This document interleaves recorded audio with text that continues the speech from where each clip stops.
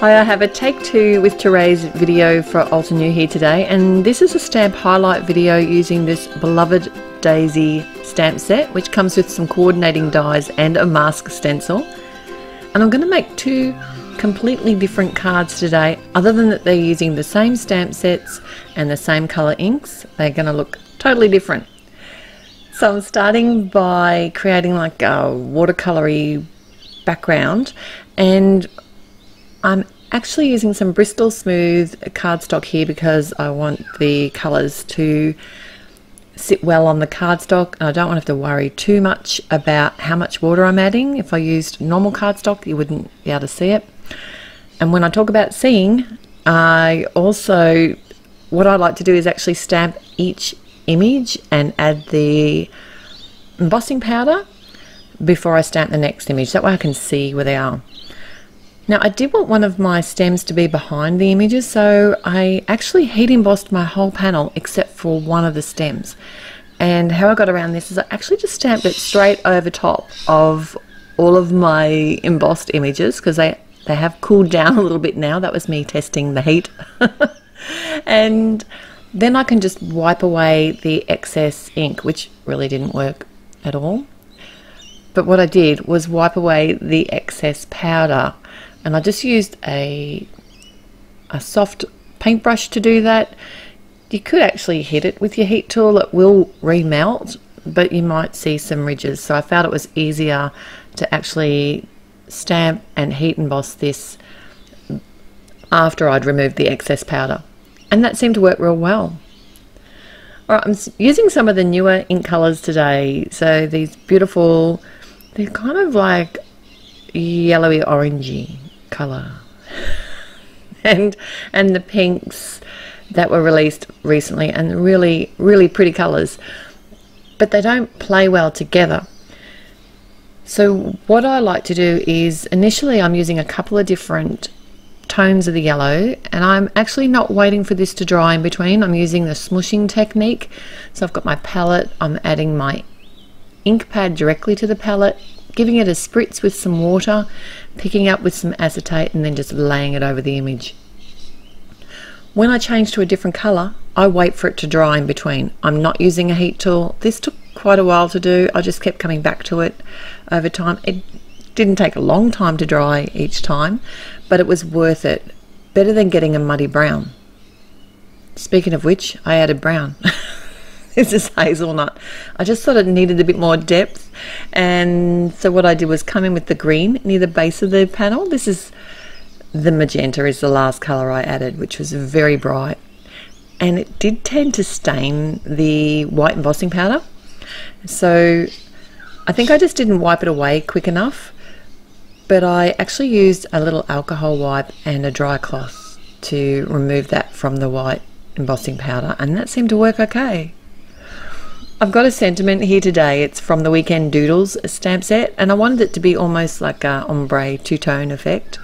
So I've stamped the top line of the sentiment and a portion of the bottom, just wherever the ink pad hit. I wasn't being too fussy, but I have actually, for the top portion of the sentiment, just used a post-it note to mask it off before I added my pink.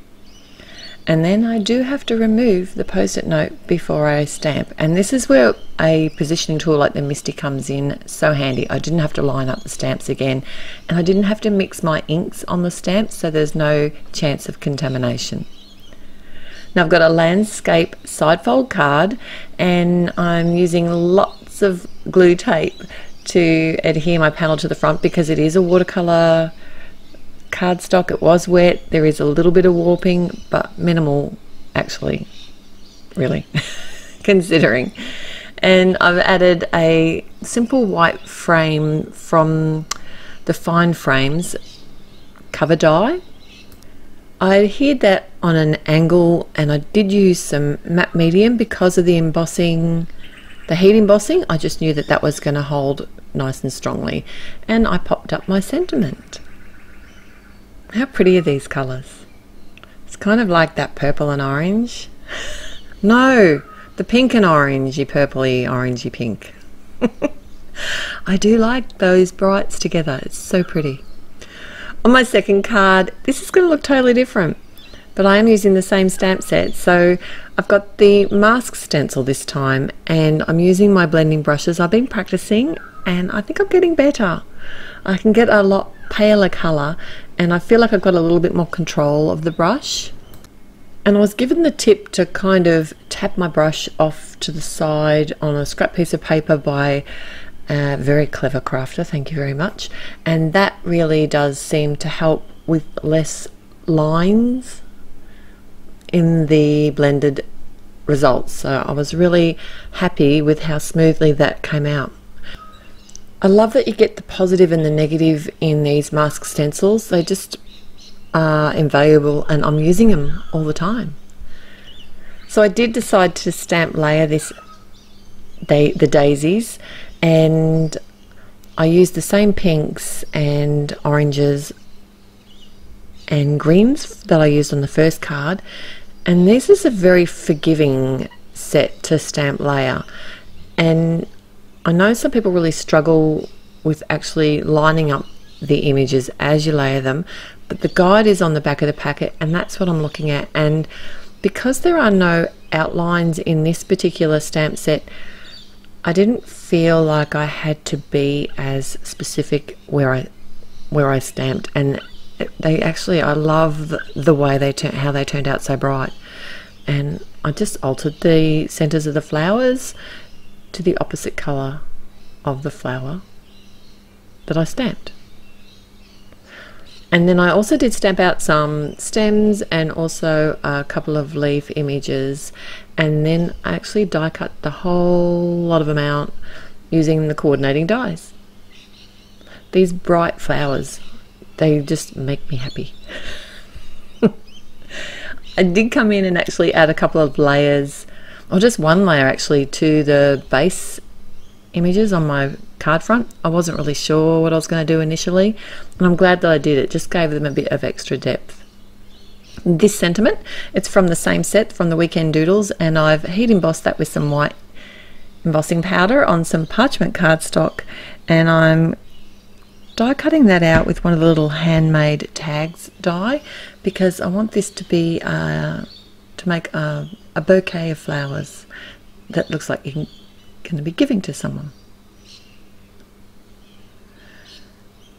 And then I just popped up all my flowers. I used some pop dots. I didn't make them too high. It's kind of like a one layer card, but not really, obviously, because it's got the flowers popped up. But the base images are all on the actual card front itself, which I often don't do.